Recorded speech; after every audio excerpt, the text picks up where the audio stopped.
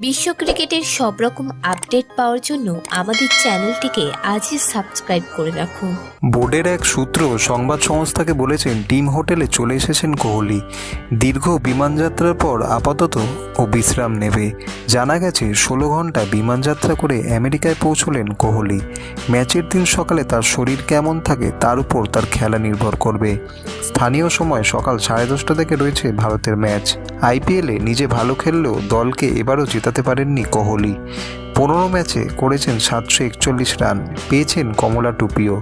কিন্তু এলিমিনেটরে রাজস্থানের কাছে হেরে আইপিএল জয়ের স্বপ্ন শেষ হয়ে যায় কোহলির।